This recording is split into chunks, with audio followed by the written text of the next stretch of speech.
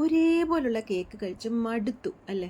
വൈകുന്നേരം ചായക്കടിക്കാണെങ്കിലും കണ്ടെയ്നറിൽ സൂക്ഷിച്ച് വെക്കാൻ വേണ്ടിയാണെങ്കിലും വളരെ വ്യത്യാസമായിട്ടുള്ള ഒരു റവ കേക്കിൻ്റെ റെസിപ്പിയാണ് കേട്ടോ. ഭയങ്കര സോഫ്റ്റായിട്ടും ഭയങ്കര ടേസ്റ്റായിട്ടും ഉള്ള ഒരു കേക്കാണ്. 200 ഗ്രാം റവ എടുത്ത് നന്നായിട്ട് പൊടിച്ച് ഒരു ബൗളിലോട്ട് ഇട്ട് കൊടുത്തിട്ട് 2 ടീസ്പൂൺ ബേക്കിംഗ് പൗഡറും കൂടെ ചേർത്ത് ഒന്ന് ഇളക്കി വെക്കുക. ഒരു 3 കോഴിമുട്ട മിക്സിയുടെ ജാറിലോട്ട് പൊട്ടിച്ചൊഴിച്ച് കൊടുക്കുക. ഒരു 100 ഗ്രാം കുക്കിംഗ് ഓയിലോ അല്ലെങ്കിൽ ബട്ടറോ ഇട്ട് കൊടുക്കുക. ഒരു 3 ടേബിൾ സ്പൂൺ കോൺഫ്ലോർ ഇട്ട് കൊടുക്കുക. ഇത് ഓപ്ഷണലാണ്, വേണ്ടെങ്കിൽ ചേർക്കണമെന്നില്ല.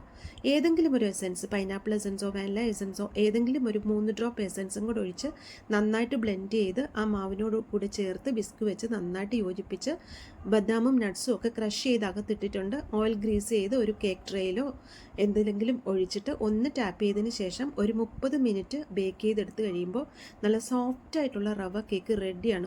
വളരെ സോഫ്റ്റാണ് ഇത്. നമുക്ക് കണ്ടെയ്നറിൽ സൂക്ഷിച്ച് വെക്കാനും പറ്റും, അപ്പം ഉടനെ കഴിക്കാനും നല്ലതാണ്.